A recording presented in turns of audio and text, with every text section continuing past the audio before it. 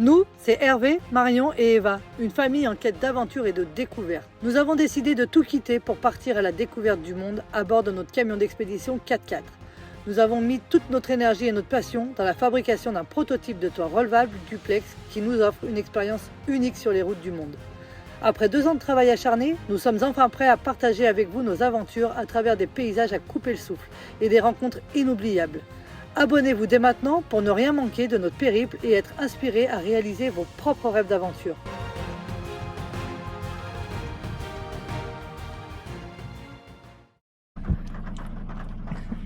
Allez, c'est quelle heure? On a les casquettes, on a les vestes étanches aujourd'hui, les kawaii parce que... On part au musée. Alors aujourd'hui on va faire un planning de fou.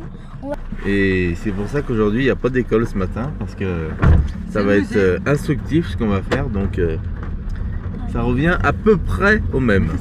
Parce que on va s'immerger dans la fabrication de fromage et vous verrez lequel fromage. Normalement pas mal de monde l'aime celui-là. Il est pas trop fort.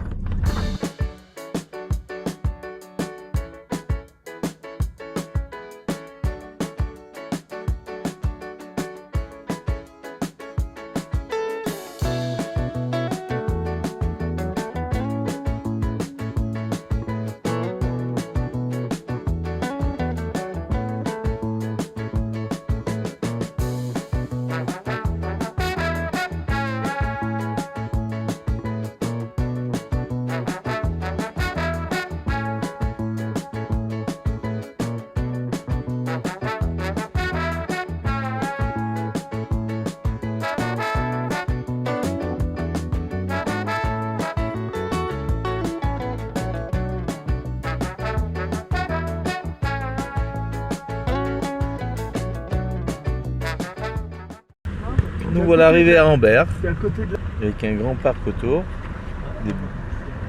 Il y a de la place pour les camping-cars à Ambert. Le musée est pas loin. Et là on va sur le marché du jeudi matin.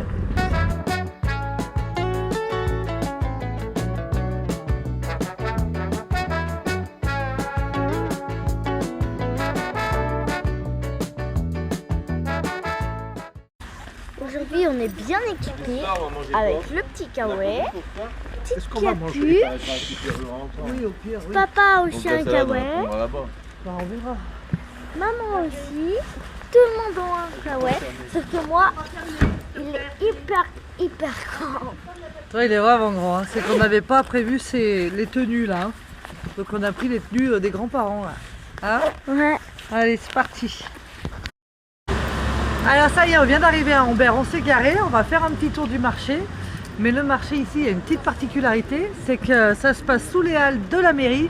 Et la mairie est ronde et c'est la seule mairie ronde qui existe en Europe. Donc c'est ici à Ambert, en Haute-Loire. Voilà, on va aller voir tout ça et on va aller faire le marché en même temps. Ça c'est plutôt pas mal. Les hein. marchés couverts. Ouais. Bah, ça tombe bien aujourd'hui le marché couvert. Hein.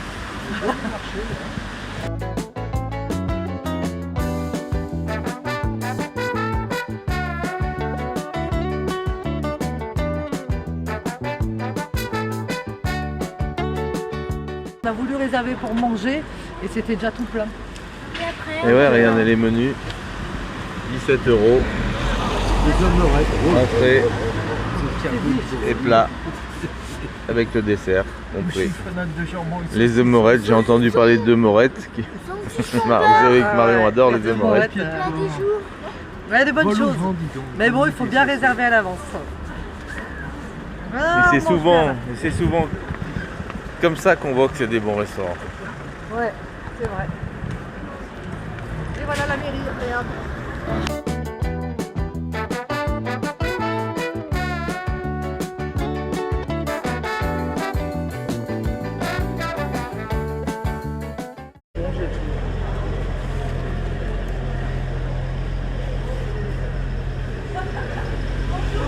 Alors, quand vous arrivez, c'est de plus en plus vu maintenant quand vous arrivez dans les villages et villes, bien sûr, vous avez ce QR code à ne pas rater parce que vous avez vraiment toutes les explications qu'il vous faut.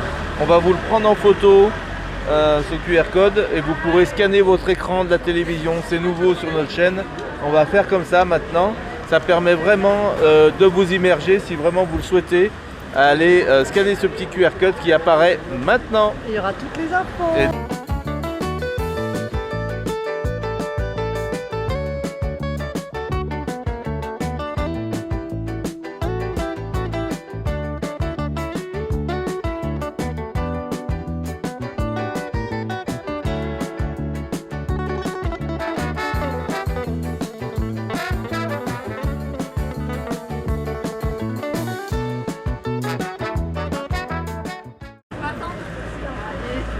Il est quand même grand ce marché, il y a pas mal de petits producteurs, c'est bien, que des petits produits locaux, moi j'aime bien. Parce que c'est bien les produits qui viennent d'Espagne, mais quand ça peut être local, c'est quand même mieux. Ça, c'est sûr.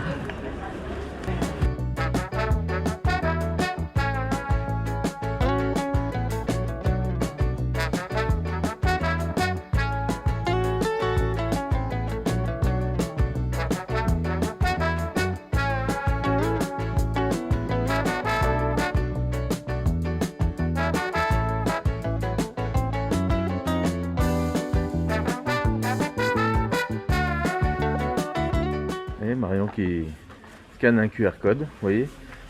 Et ouais, ça c'est vraiment le nouveau système. Maintenant on a l'avantage avec ces QR codes de pouvoir rentrer dans le détail. Parce que c'est la billetterie de la maison de la Fourme d'Ambert, c'est là où on doit aller. Et hier j'ai essayé de réserver et ça ne fonctionnait pas. Alors je me dis peut-être que mon QR code n'était pas bon, Ouais. donc j'en essaye un autre. Et voilà. Voilà. Donc n'hésitez pas, hein, quand vous voyez ce QR code en bas comme ça, n'hésitez pas à scanner.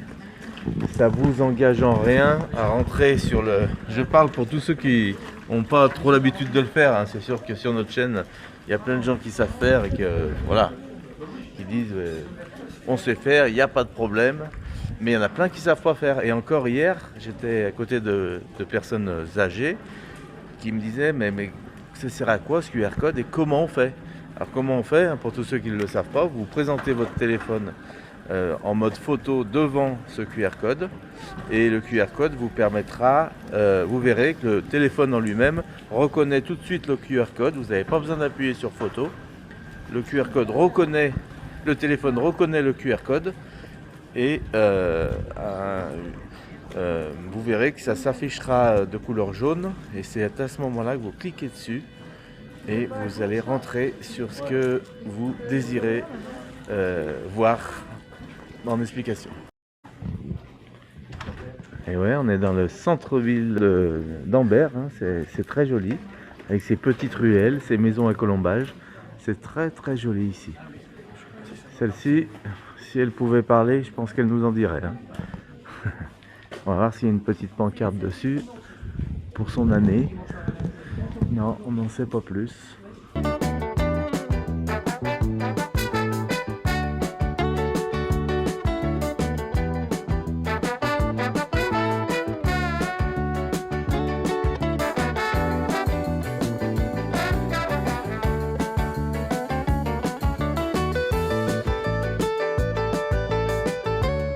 Et voici la maison de la Fourme, hein, c'est l'endroit où on a prévu de venir visiter tout à l'heure.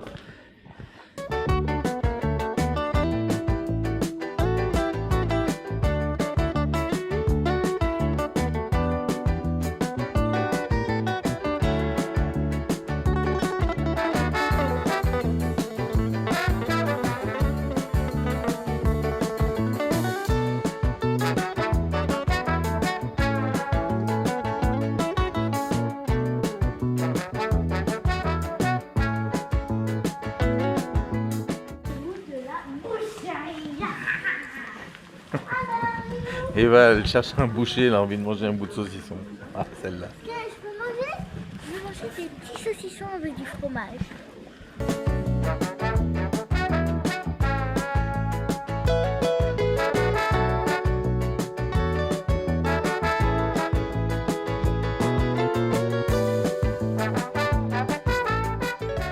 Le four banal du seigneur occupé au Moyen-Âge, l'emplacement de la fontaine fut détruit à la demande des boulangers à la Révolution.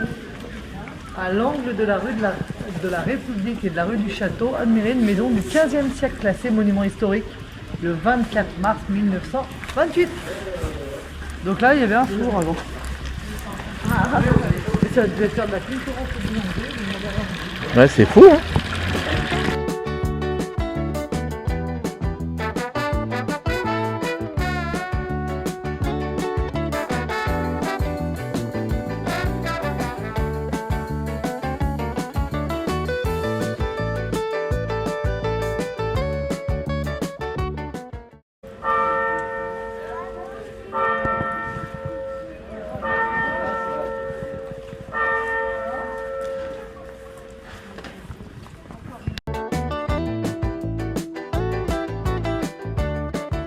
Tellement de choses à voir. Cette magnifique église, regardez ça.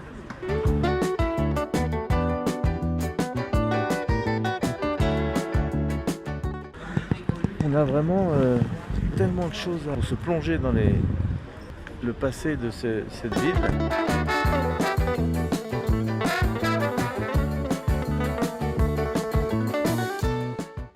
Et nous revoilà sur la place principale devant cette mairie.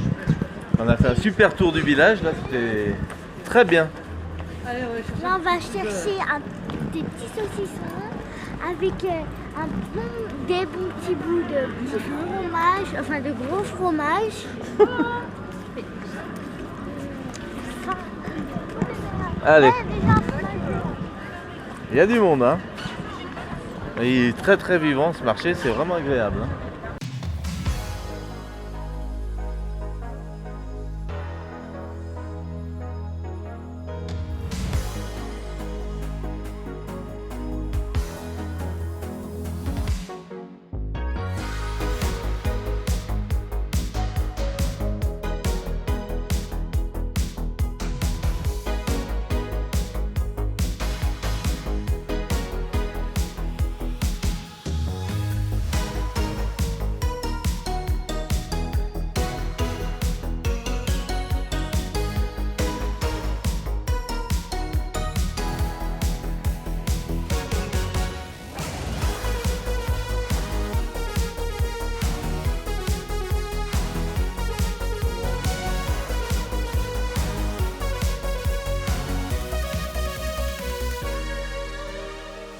Donc ce fromage il est trop bon.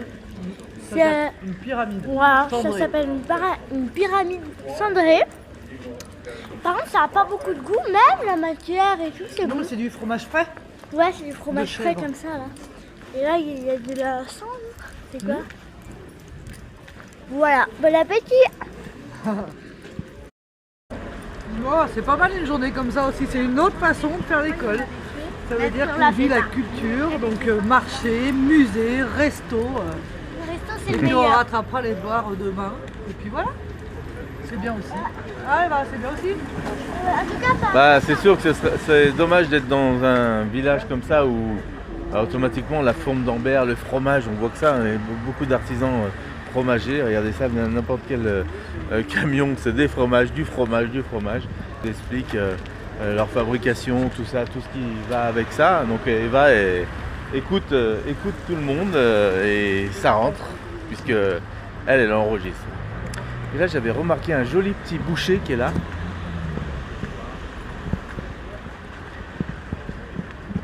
Et à mon avis, il doit faire des bonnes petites choses comme j'aime. Marion s'y empresse d'y rentrer. On va y aller. Vous allez voir ce qu'on aime grignoter le matin.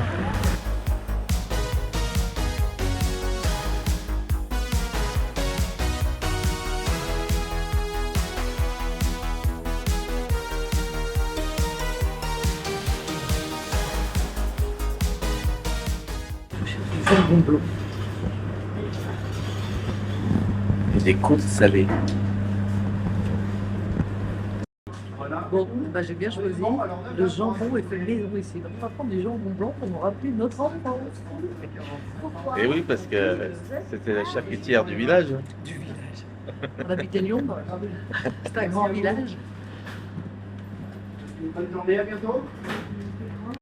Dans mon vidéo, voilà. Mais même pas, on va se faire tout le marché. Alors celle-là, on va la déguster tout de suite.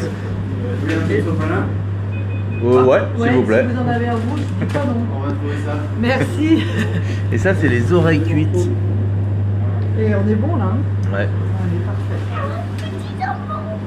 Voilà. Oreille museau, Oreille museau. tête, jambonnette. Ah ouais. Aux olives de volaille, tête de veau, pâte écoute. Trop bon. On n'attend même pas d'être assis pour le manger. Il est trop bon. Et pour l'information, il est 10 h. Regardez ça. Oh là là. Comment il est bon. Et le gras. Même le gras, il est bon. Alors là, c'est pas bon. On se régale. Du jambon qui a du goût. Allez, on y va. On a rendez-vous dans un quart d'heure pour la visite guidée de la fourme d'Ambert. Et évidemment, je vous la fais en mille. On a pris la visite avec la dégustation. Eh bien, évidemment. Évidemment, donc on va aller goûter le fromage maintenant. Hein? Ouais, même si on en a déjà goûté un petit. Ouais. Bon, bah vous avez un petit bout de comment ça se passe nos journées. Quand il y a un marché, on s'arrête. On fait le casse-croûte, le fameux mâchon lyonnais. Et après, on prend les devoirs ou la visite culturelle. Et puis ça se passe comme ça. On fait les courses et puis on vit avec le village. Hein. On s'adapte. Et on a bien fait parce que ce matin, il pleuvait à torrent. Et là, il pleut pas depuis tout à l'heure. Alors faut dire qu'on n'avait pas envie de sortir ce matin. Non. Et moi, ce que j'ai envie de dire, c'est quand on n'a pas envie, c'est là où il faut sortir. Parce que la pluie ou pas de pluie, on trouve toujours des moments très agréables dans la journée. Et On a pas vu le boucher juste là tout à l'heure. On a fait tout le tour. Tu vois, il fallait qu'on aille à l'autre. il y en a un autre ici, ouais. Bon, ben on saura. Hein. Ouais, mais là, On va aller par là. le jambon est pas fait maison. Ah ouais, là, Lui, celui qu'on vient de prendre, bon, le paquet il a bien réduit là. Mais il en reste quand même un peu. Oui, pour Il faire est bien, goûter. un Eh, peu. on va faire quand même goûter à papy et mamie. Oh, il y a le poissonnier, j'adore. moi. Ah ouais. non.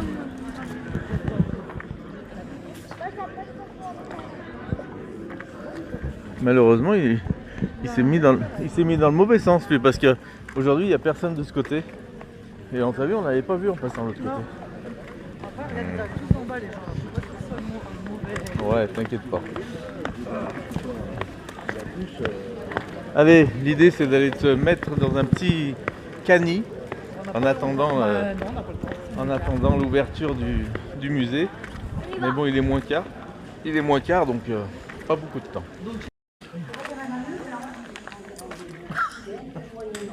Une bonne côte. Maintenant, on attaque les côtes salées. Parce que comme on est des bons Suisses, on va le couteau Alors suisse. là, oh, elle est bonne. Et on prend la direction de la maison de la fourme d'Ambert pour faire la petite visite Une dégustation de fromage. et dégustation de fromage. Mais on va surtout voir comment est fabriquée la fourme d'Ambert. Mais surtout déguster. Et Val, il va surtout pour déguster visiblement. Ouais. Allez, on y va, c'est parti. Alors on est devant le musée de la fourme d'Ambert, devant le musée de la fourme d'Ambert et malheureusement ils attendent un groupe exceptionnellement aujourd'hui de 50 personnes donc on va pas pouvoir rentrer dans le musée. Alors on est déçus, bon on a de quoi manger donc on est déjà pas mal mais en tout cas on va voir quand est-ce qu'on va pouvoir y aller mais actuellement c'est pas d'actualité, c'est dommage, on va voir ça.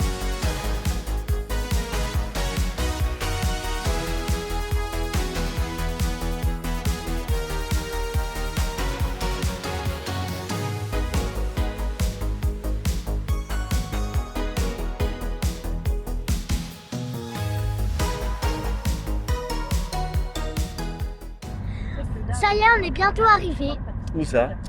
au musée de la feuille. Non, moulin de Richard Debain. Voilà, au moulin de Richard Debain. Et on va fabriquer une feuille et tout. Donc, c'est parti!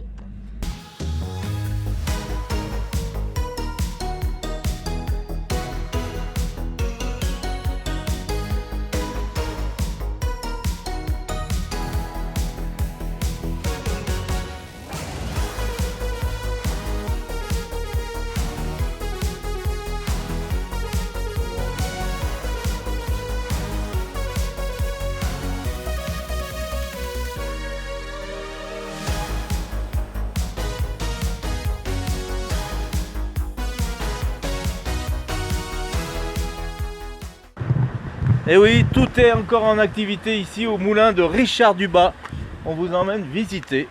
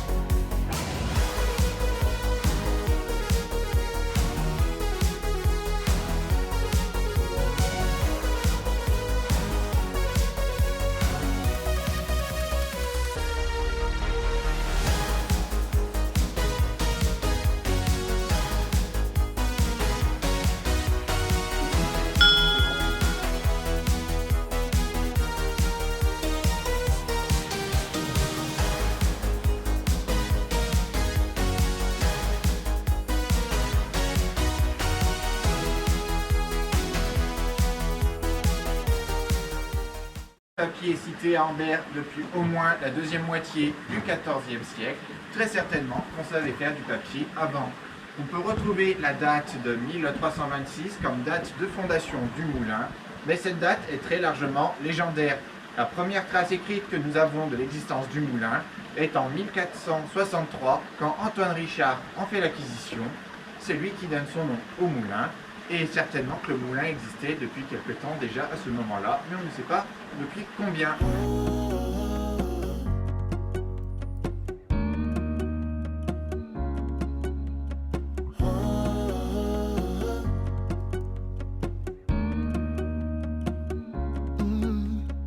I'm looking up from my window. Sun's coming up like the day before. You're like a stone on my pillow.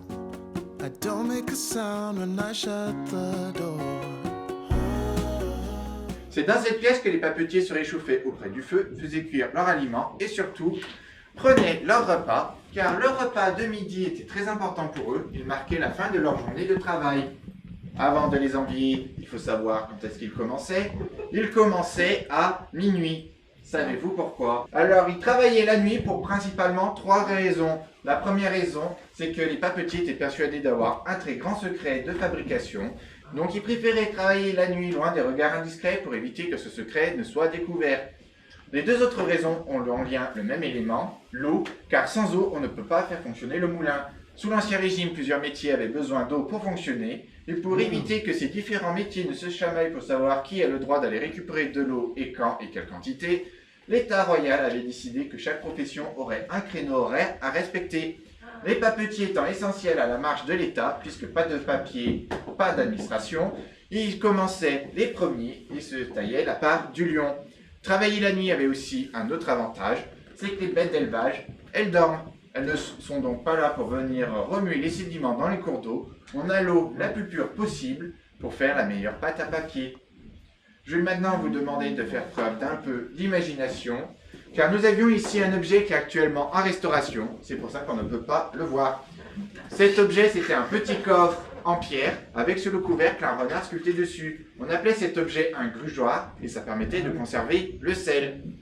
Sous l'Ancien Régime, il y avait un impôt sur le sel, la gabelle, et pour vérifier que tout le monde avait bien payé son impôt, généralement, les inspecteurs visitaient les maisons une à une.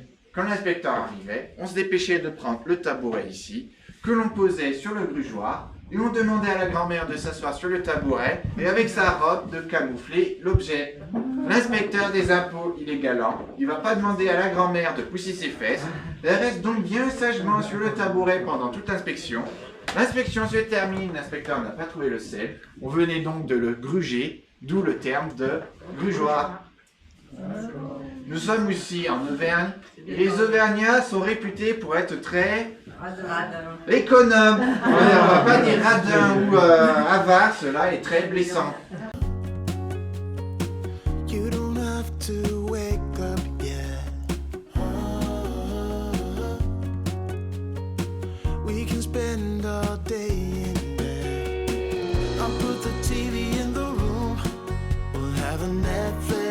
marathon, Kenny G saxophone. We'll order in a bunch of food. I'll put your favorite music on all the way baritone. On reconnaît ici le lit des parents grâce au croc, ce petit berceau suspendu muni d'une cordelette qui permet de bercer l'enfant tout en restant bien confortablement dans le lit.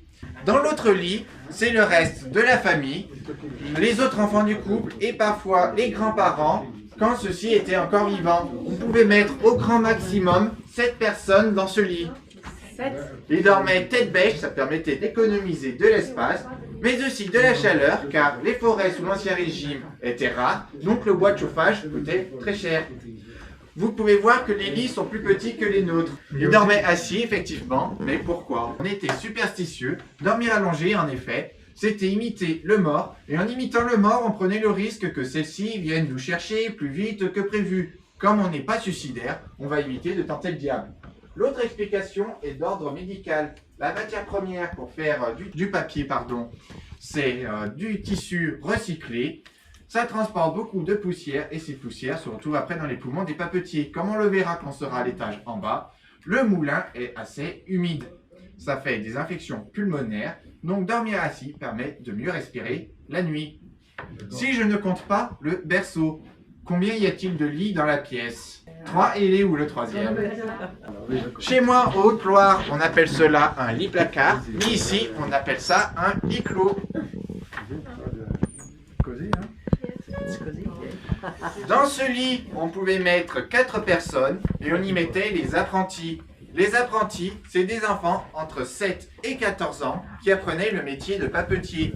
Comme ils étaient extérieurs à la famille, on s'en méfiait beaucoup. Donc une fois qu'ils avaient fini leur journée de travail, hop, dans le placard, et on était tranquille. Trop chaud, il y a la petite aération. Non, parce qu'on peut rajouter ici des clous si on veut. Bon, je vous rassure, les clous c'est qu'une légende inventée pour insister sur le caractère paranoïaque des maîtres papetiers. Ils étaient persuadés d'avoir un très grand secret, donc ils adoptaient un comportement parfois étrange et loufoque pour le conserver à tout prix. En vain, puisque chaque papetier de la région avait le même secret, la même recette, mais un peu de paranoïa entre voisins, ça met de l'animation dans le village. Vous savez déjà que la matière première pour faire du papier, c'est du textile recyclé. C'est pas le papetier qui va aller chercher lui-même cette matière première, c'est une personne spécialisée qu'on appelle chiffonnier. Le chiffonnier va aller de maison en maison, voir si par hasard dans les placards il n'y aurait pas des tissus inusités à acheter. Il va les acheter et après il va le revendre au papetier. Le papetier ne peut pas s'en servir tout de suite. Il va falloir qu'il le trie, car si jamais par hasard on ne pourra pas s'en servir puisque la teinture va se retrouver dans la pâte à papier et comme on veut faire du papier blanc, on va devoir mettre de côté ce tissu qui ne sert à rien. Plusieurs fibres sont impropres à faire du papier, donc au final, le papetier ne va conserver que les textiles bruts faits à partir de lin, de chanvre et parfois de coton. Une fois qu'il a récupéré ces textiles, il va venir les déchiqueter en tout petits copeaux pour faciliter le travail de la pile à maillet. Pour mieux vous expliquer comment fonctionne le moulin et comment on fabrique la pâte à papier, on va se servir de cette petite maquette. On reconnaît ici notre abracam qui est relié à l'élément le plus important du moulin, la roue à aube. L'eau fait tourner la roue à aube qui fait tourner l'abracam et les cannes font bouger les maillets. Vous pouvez voir que sur une pile à maillets, les 3 maillets sont désynchronisés. C'est pour ça que si je le fais rapidement, ça fait un peu boîte à musique. On peut entendre 1, 2, 3, 1, 2, 3. Shut the lights, go infrared.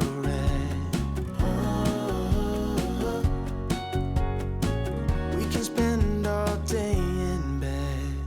I get the wine and the corkscrew. You don't have to do one single thing. You don't know how much I want you. Just looking at you makes my whole world spin. You don't have to wake up yet.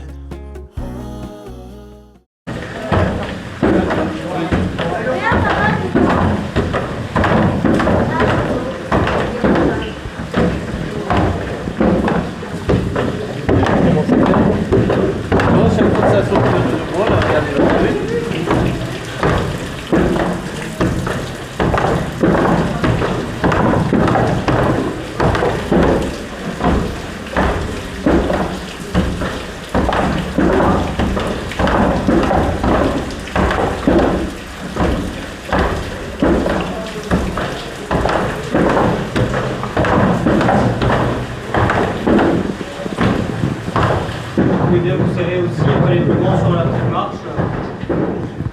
Et puis après, vous pouvez essayer de pousser.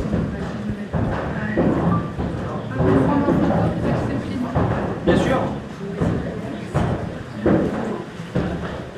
Ah là là, c'est ça là.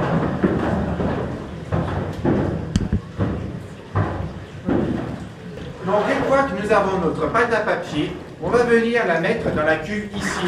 On va essayer de maintenir une proportion de 10% de pâte pour 90% d'eau. Mais comme la pâte est plus lourde que l'eau, elle a tendance à s'accumuler au fond. C'est pour ça que le papetier va se servir de cet instrument qu'on appelle un redable. Ça permet de faire remonter à la surface la pâte et de faciliter la fabrication de la feuille. Tous les 10 feuilles, le papetier va rajouter de la pâte dans la cuve pour garder la même quantité de pâte pour que les feuilles aient toutes le même poids. Donc là, le papetier remue la pâte dans la cuve pour faire remonter la pâte à papier à la surface. Quand il estimera qu'il y aura suffisamment de pâte en suspension, il va pouvoir plonger sa forme. Le papetier plonge sa forme, il secoue légèrement pour égaliser le niveau de pâte sur la forme. Il va pouvoir enlever la couvercle car nous avons une feuille rectangulaire. S'il mettait directement cette feuille sur la précédente, elles ont beaucoup trop d'eau, donc elles colleraient ensemble. C'est pour ça qu'entre chaque feuille, il va venir ajouter un feutre en laine. Et il va faire ce que l'on appelle le couchage. Car comme vous pouvez le voir, la feuille reste collée à la forme. Donc il va venir la décrocher à l'aide du feutre. Ça demande un certain geste technique car parfois la feuille peut se déchirer ou se froisser. Et nous avons une belle feuille. Le papetier va faire ça pour atteindre 100 feuilles. Une fois qu'il a 100 feuilles, il obtient ce que l'on appelle notre porce. Une fois qu'il a sa porce, il va venir la pousser sous la presse pour chasser l'eau contenue dans la feuille. Mais comme vous pouvez le voir au pied de la presse, celle-ci est en retraite anticipée pour des raisons de sécurité. C'est pour ça qu'on ne peut plus s'en servir. Mais heureusement, nous avons pu filmer la presse quand elle était encore en fonctionnement. Donc on va se rapprocher de l'écran là-bas à l'angle de la pièce. We can spend all day in bed. I'll put the TV in the room. We'll have a Netflix. À l'issue du pressage, les feuilles auront perdu 80% de leur eau. Car quand on construit des biefs pour amener l'eau de la rivière jusqu'au moulin, on veut faire des économies dans les travaux de terrassement. Donc les moulins, on les construit les uns à côté des autres. C'est pour ça que si nous étions à Richard de Bas, nous avions ici Richard de Haut. Vous voyez que sur une très petite superficie, nous avions au moins 6 moulins et autant de familles qui ne s'appréciaient pas forcément. Cette cour me permet aussi de vous montrer l'architecture caractéristique des moulins papier de la région. L'étage fait intégralement en bois. Ici, on en a 2, mais la plupart des moulins n'en ont qu'un seul. Le rez-de-chaussée était construit en pierre et on le voûtait pour éviter aux vibrations et d'atténuer un peu le bruit. L'étage en pierre au-dessus, c'est là où vivait le papetier et les ouvriers. Les étages intégralement en bois, c'est des étendoirs, c'est là où on amène les feuilles pour les faire sécher. C'est là qu'on finira la visite, mais avant, on va faire un petit détour. Car vous avez vu dans la cuve en bas qu'il y a des petits pétales de fleurs en suspension. Donc quand on fait la feuille, ça fait des incrustations florales de manière aléatoire. Sun's coming up like the day before. You're like a stone on my pillow. I don't make a sound when I shut the door. You don't have to wake up yet. We can spend all day in bed. I'll put the TV in the room. We'll have a Netflix marathon, Kenny G saxophone. We'll order in a bunch of food. I'll put your favorite music on all the way back. Et là, on rentre dans les séchoirs à papier. Shut the lights, go infrared.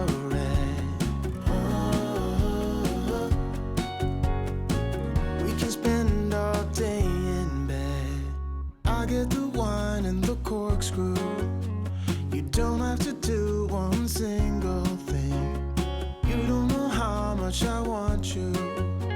Just looking at you makes my whole world spin.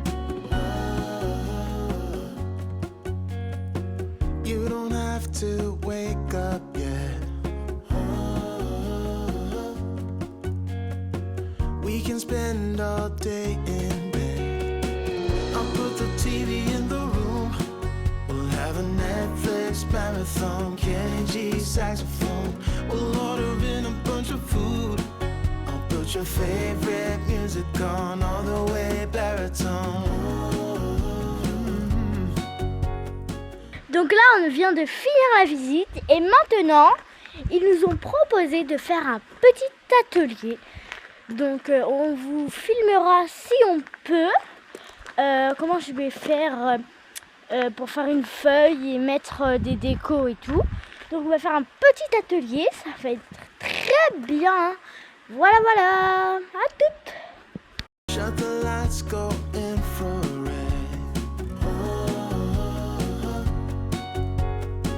We can spend all day in bed.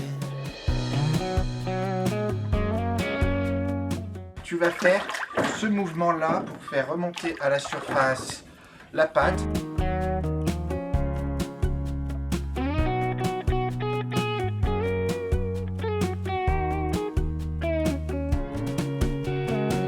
I'll put the TV in the room. We'll have a Netflix marathon. Kenny G saxophone. We'll order in a bunch of food. I'll put your favorite music. Tu vas pouvoir prendre la forme. Donc, tu la prends bien au milieu et après tu la plonges le plus bas possible sans plonger toi-même dans la cuve et après tu la remontes bien à l'horizontale en évitant de mettre tes doigts au milieu de la feuille. Donc là tu peux remonter, tu secoues légèrement et tu peux la poser sur la planche. Ouf. Tu peux enlever la couverte et la mettre de côté. Et maintenant, tu vas pouvoir prendre ta feuille et on va aller à la presse. La forme, tu vas la mettre comme ça à l'angle. Cette main, tu vas la mettre en haut ici en évitant de mettre tes doigts. Et celle-ci, tu vas la mettre au milieu en bas. Hop, voilà. Et après, on va venir coucher la feuille. Là, tu vas faire ce petit mouvement-là. Il faudra bien que tu montes le long de la forme.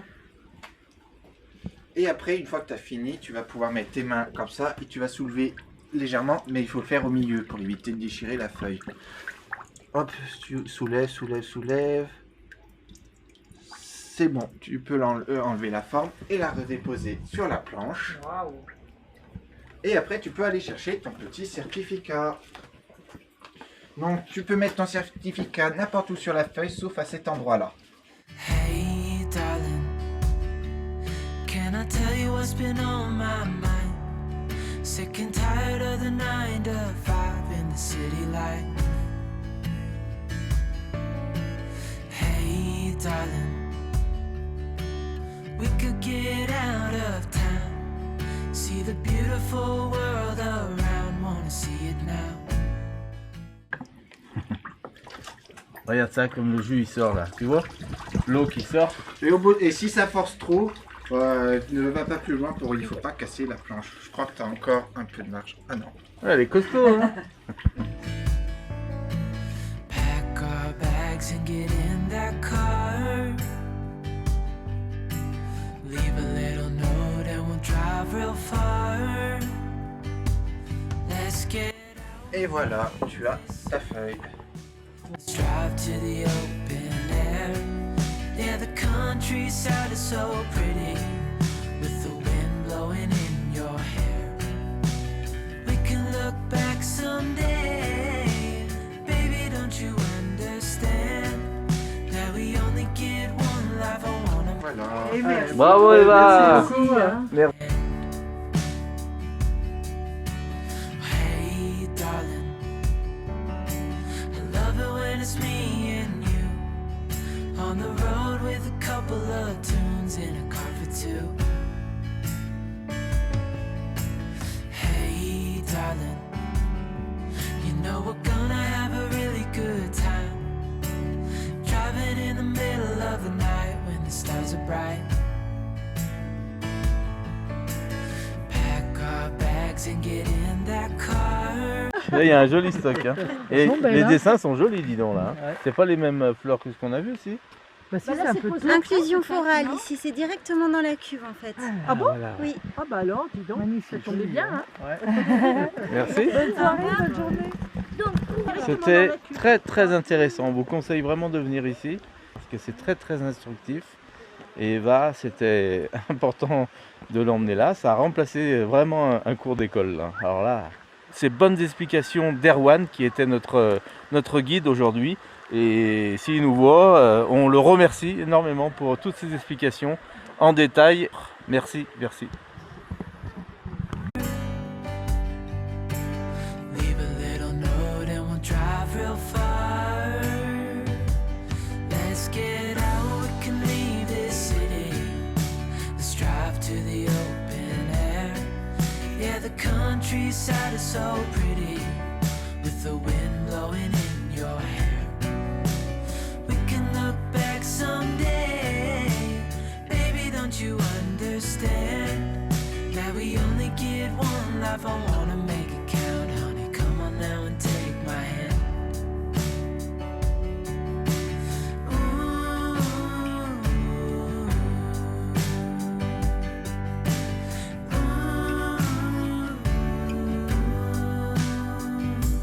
Let's get out, we can leave this city. Let's drive to the open air. Yeah, the countryside is so pretty, with the wind blowing in your hair. We can look back someday,